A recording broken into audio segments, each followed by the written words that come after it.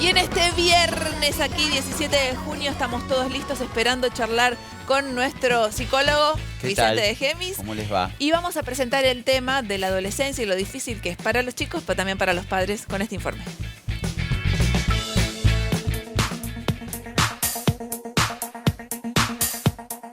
Es común escuchar a padres lidiar con sus hijos adolescentes. No saben cómo relacionarse con ellos.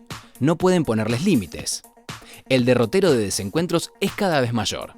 Lo cierto es que no hay una escuela para ser padres, pero tener un hijo rebelde no es un tema irreversible. ¿Qué herramientas tienen los padres para mejorar el vínculo con sus hijos adolescentes? ¿De qué manera se puede restablecer el diálogo? ¿Los padres de preadolescentes pueden anticipar el problema? Y acá varios son padres de preadolescentes, así que te vamos a hacer todas las preguntas. Bueno, ¿por dónde empezamos? Por la adolescencia, vamos a empezar. Y la adolescencia en sí es una etapa complicada, digamos, ¿no? Tiene que ver, es un momento que empieza como a constituirse la identidad.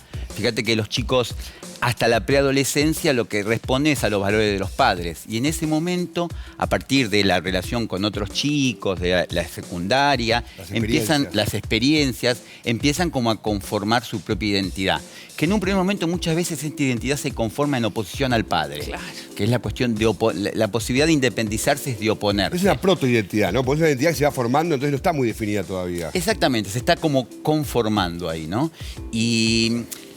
Y para el padre es la difícil tarea, digo, bueno, por un lado saludo al Día del Padre, ¿no? Que ahora es domingo, pero digo, el padre tiene esta difícil tarea de transformar un proyecto propio en un proyecto independiente y poder permitir acompañar esa independencia que muchas veces para el padre también es tan duro, ¿no? Porque para el padre es muy duro. Cuando uno tiene chicos, en general el chico responde a uno claro, siente como que es en algún punto, entre comillas, dueño del chico. Claro. Y después en la adolescencia empieza a haber esa ruptura, ese quiebre, ese independizarse. Esa separación que es un duelo para el padre. Claro. Para el padre realmente es como aceptar un duelo. Claro. Es indispensable para conformar la propia identidad romper con los parámetros y con las enseñanzas o con los mandatos de los padres? Y sí, tiene que ver con esto que uno llama la brecha generacional, cómo va cambiando la historia y la sociedad. Es esta ruptura que hace uno con los mandatos paternos, para poder ir teniendo su propio deseo. Uno esto que decíamos, ¿no? Cuando uno nace hay como un contrato de la sociedad, que se espera algo del chico, los padres esperan algo del chico, y en un momento eso se tiene que transformar en un propio deseo, que el chico tiene que querer algo él. Y muchas veces esto que quiere rompe con lo que quieren los padres. Y esta cosa que se dice que los chicos están confundidos, vos recién decías algo que adolecer no es necesariamente tener dolor. ¿Cómo es ¿Cómo es esa etapa? Es interesante porque yo he escuchado muchas veces esto que se piensa que adolecer es alguien que adolece. Y verdaderamente el término adolecer es el que está creciendo. Claro. ¿No? Y de la misma origen que adulto. Adulto es el que creció. Y adolescente es el que está creciendo. Y en ese punto es una etapa que... hay confusión. Hay confusión, claro, pero no es que es alguien que es un futuro adulto, sino que es un adolescente. También es interesante poder pensar la adolescencia como algo que se está viviendo en ese momento. Y como padre, yo creo que el tema es poder intentar entenderlos, ¿no? ¿Hay que intentar entenderlos? Exactamente. Ah, ¿no? yo pensé que era todo lo contrario. Como bueno, me rindo. No, porque claro. Son incomprensibles. Yo tengo un hijo de 16 y creo que lo mejor que puedo hacer es acompañarlo. Acompañarlo, sí, claro. En su decisión, tratar de ir marcándole algunas pautas, pero acompañarlo. Claro, y no tratar de a veces salir del enfrentamiento que te propone el adolescente. No te lleva a nada. El adolescente a veces propone, pero eso es entenderlo, digamos, ¿no? Y también muchas veces tiene que ver con poder estar presente. El padre es importante, presente concretamente, no solamente presente físicamente, no, presente con las emociones, presente en el momento, no escaparse de esa situación. Como es una situación difícil, a veces los padres también se escapan de ese momento. Sí, obvio, ¿no? A veces es mucho más fácil huir que estar ahí presente y poder... Cuando ellos empiezan a tener sus elecciones, no necesariamente tienen que ser contrarias, porque una cosa es que sea distinto a lo que los padres proponen. Claro. O piensan para su hijo, pero otra cosa es que sea exactamente lo opuesto, ¿no? Tiene que ver con la independencia. Cuando uno se opone a algo, en algún punto depende de esa persona. Esto primero que yo decía, que lo primero que hace el adolescente es oponerse al padre. En algún punto es denunciar la dependencia que tiene. Se siente dependiente del padre, se siente pegado al padre, entonces para separarse se opone. Y luego como paso posterior, en el mejor de los casos, es que empieza a tomar un criterio independiente del padre. No necesariamente que se oponga, hasta a veces puede coincidir con el padre. Esa es la verdadera independencia. Cuando uno se opone a algo, sigue existiendo esa relación de dependencia. Ahora, sí, dale, Ana, dale. ¿Cómo se establece este acompañamiento que vos propones, digamos? ¿Desde qué lugar? ¿Desde me hago el amigo o la amiga de mi hijo, de mi hija? ¿Sigo manteniendo como una posición de autoridad? ¿Cómo se hace este acompañamiento? Es interesante esto, digo, siempre el vínculo de padre e hijo es un vínculo asimétrico. Nunca uno puede ser amigo del padre. Acompañarlo, entenderlo, no es el amigo. Hay que sostener esta asimetría, que a veces digo, esto está cambiando hasta en relación a los chicos más pequeños, ¿no? Que a veces vienen padres al consultorio que tienen como temor, que es al revés, digamos. El padre le tiene miedo a la reacción que pueda tener el hijo. O el padre se pone al servicio del hijo, el padre tiene que divertir al hijo. Son todas cuestiones que me parece que no está respetando esto de la asimetría en el vínculo. El padre tiene que ser asimétrico en el sentido también de poder poner límites en la situación. Que el límite muchas veces tiene que ver con la contención. Contener a un hijo, contener a un adolescente es poner límite, ¿no? Es sentir, que el chico pueda sentir que hay un límite ahí. Que esto es fundamental. Es la parte más difícil. Es la parte más difícil decirle que no, plantarse, sostener ese no, que seguramente va desde el amor. Pero es la función del padre, ¿no? Más allá de que, y en algún punto la rebeldía del adolescente es lógica y está bien, forma parte de esa etapa, la rebeldía, el cuestionamiento. Vieron que el título era esto de adolescentes Porque a veces uno llama adolescente difícil a aquel que es el denunciante de una situación, el que hace síntoma, el emergente de una situación complicada. A veces está bueno que el adolescente sea difícil. Y también debe ser complicado un adolescente que no hace ningún síntoma, que nunca se revela, que nunca se planta. Yo estuve una vez estudiando el tema de, ¿se acuerdan de Carmen de Patagonia? De ese adolescente que mató a todos los compañeros. Triste le decían. Claro, la maestra decía, qué raro, porque no tenía problemas, era como muy tímido, muy metido para adentro, muy reservado. Volcán. Es aquel que no hacía ruido, que no era el difícil, entre comillas. Era el que no hacía ruido y es al final el que explotó. Sí. A veces el adolescente difícil, el que hace el síntoma es como, ¿viste el amortiguador cuando hace un ruido que quiere decir que se va a romper? Sí. El síntoma a veces es la posibilidad de transformación. Uno siempre lo ve como malo, el síntoma, el conflicto. Y es bueno en ese punto porque es la posibilidad de transformar algo. Ahora, Vicente, uno siempre habla de la importancia del diálogo, de comunicarse con el otro, de decir lo que uno siente. Pero ¿qué pasa con los adolescentes que son como herméticos y como que su mundo es hacia adentro y no quieren hablar de nada? ¿Cómo hacen los padres para abordar y proponer un diálogo con sus chicos? En eso hay que encontrar la vuelta. Hay algo, ¿verdad?, que socialmente no ayuda, ¿no? Hay una cuestión... imagínense una situación familiar, de comida familiar, que antes el problema de nuestros padres era la televisión. Sí. Pero aunque sea la televisión, todos hablábamos sobre eso, estábamos unidos en relación a eso. ¿Ahora qué es? La tableta, el celular. El telefonito, está todo, cada uno... Y estamos todos tomados por esa Estamos todos tomados locura. por eso. Entonces es un cambio, digamos, en la comunicación. Pero igual lo que el padre tiene que hacer es el esfuerzo de intentar comprender al adolescente, ver qué le está... Muchas veces, el problema del padre y el adolescente es que no se terminan de entender. Hay una incomunicación, hay un malentendido en la relación. El padre se preocupa por el adolescente piensa que el padre desconfía de él.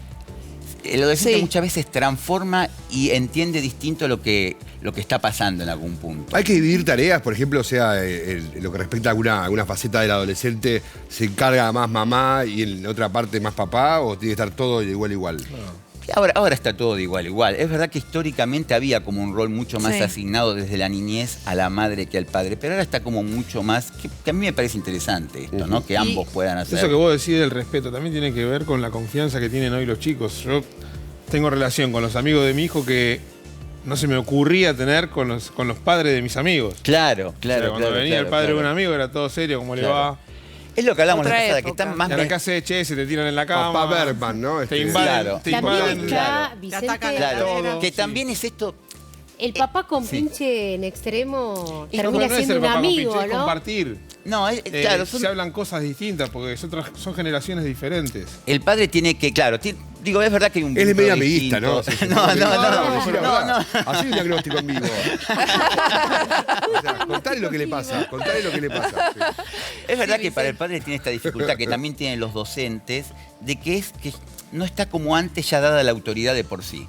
Antes, por ser padre, por ser docente, uno aportaba una autoridad. Ahora Sí. hay que construirla con el chico. El padre tiene que construir esa autoridad. El docente tiene que construir en el aula la autoridad. No está dada por sí por ser docente. ¿No? Esto me parece que... No, me pasa como cambió. médico también, yo veo adolescentes, o sea, veo muchas chicas adolescentes y antes de ir al doctor era uno se vestía pituco, qué sé yo. Yo ahora veo pibes que vienen en chancletas y le digo, escúchame, vamos a ver cómo se construye autoridad, ¿no? Porque es un adolescente, yo no soy el padre, pero me viene en chancletas, no puedo ir en chancletas a la consulta. Claro, claro, está Pasa bien. eso, Está ¿no? bien. Ahora- Y está bien marcar. El padre tiene que... A pesar de que a veces se siente impotente el padre porque siente que eso no es efectivo, hay que sostener esto, hay que sostener el límite, ¿no? Eso Claro. es importante. ¿Cómo se aborda la frustración que puede sentir un padre ante esto, la cerrazón de un hijo, ante el conflicto permanente, ante un chico inabordable? ¿Cómo sortear esa frustración? Y en algún punto un poco hay que frustrarse también, digamos. Me Hay una encanta. cosa de esto de que Sí. yo digo que el padre tiene que... Porque es un poco frustrante esto de criar todo un hijo y que después el hijo sea... un Otra proyecto cosa de lo que uno independiente quiere. cree. Claro, que trabajar la Hay tolerancia, una la cuestión, frustración ahí, que es ¿no? esto lo que Punto digo de del tolerancia. duelo. Hay algo ahí que un poco uno se tiene que frustrar en esto. Claro. Tiene que no es el proyecto que uno quería, es un proyecto independiente, que eso es lo interesante aparte. Es bueno arrancar el duelo, yo arranqué el duelo de las chicas, yo tengo gemelas de 6, cuando tenían 2 años yo empecé el duelo. Y continúa. Estoy muy tranquilo ahora, estoy como, bueno, ya está. Ya Hace está. 14 años estás de ¿Qué quiere duelo. decir? Ya está. Sí. No, que me faltan 8 años más de duelo. Pero, voy avanzando. Igual les quería traer una pregunta a ustedes en relación a su adolescencia. Bien, para sienten- cerrar, vamos a hacer una pregunta. Muy bien. A ver, vamos a ver. ¿Qué sienten ustedes que fue un valor importante que les transmitieron sus padres y que en ese momento no lo entendieron? Despertate vago. Ese fue un- Andá al colegio. sí, sí, No, sí. voy a andar al Ahora me colegio. entendiste. Ahora entendí que- ¿Ahora entendiste lo que es? ¿A qué hora llegué? Bien. En mi ¿Qué caso... valor? Claro, ¿qué cosas sienten que...? Es que cuando me transformé en mamá empecé A entender. a entender a mis Sí, padres. sí. Empecé Ah. como a reconciliarme con aquella con lo que estaba peleada. Mm. Pero bueno, hay que transformarse en Cuando padre sos para padre, entender conocés los miedos. lo que pasaron ellos, ¿eh? Cuando sos padre conocés los miedos. También, ¿Y exactamente. qué valor te gustaría transmitir a tus hijos? La libertad. Ese es el valor. Ese es el valor que a mí me gustaría transmitirle a mi hijo. ¿Y ese que te transmitieron también a vos? ¿O? Perdona, mami, querés papi. contarnos? ¿Cómo los amo? Sí. Yo, por ejemplo, decidí no tener hijos varones para no tener un hijo varón como yo. O sea, tengo hijas mujeres nada más. Porque si me tenía a mí, me echo de casa.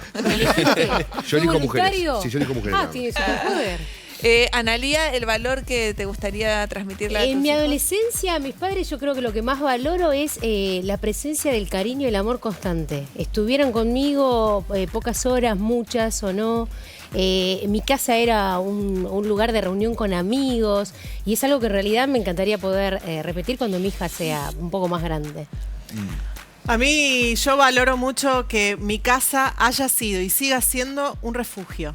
Para la casa de mis padres siga siendo un refugio para mí y me gustaría que para mis hijas mi casa siempre sea el refugio donde puedan volver. Porque en la salida siempre mi mamá decía, ¿por qué no vienen a casa? Ay, pero siempre acá, mamá, por favor, vayamos a otro lado. Pero después uno lo valora, Eso ¿no? tiene que ver con el Decir, El cuidado refugio, el cuidado. No, esto es el lugar del padre, ¿no? Esto de ofrecerle como un refugio al hijo, para que Sí. pueda explorar, para que pueda conocer el mundo, Pero que se sienta pero que contenido. tenga un lugar donde volver. Esto es Hermoso. importante. Hermoso. Me fundamental. parece que ese Sí, fue muy como el interesante, cierre, Quiero ideal. mandar un saludo Es el momento. a dos Papá. personas. Por un lado, a Dale. mi viejo José, que vive, que bueno, que me tuvo mucha paciencia. Qué lindo. Digamos, y por otro lado, a alguien que me hizo padre, a mi hija Valentina. ¿no? Ay, qué ¿Qué edad tiene lindo, Valentina? Vicente. 12 años. Ah, te falta todavía. Bien.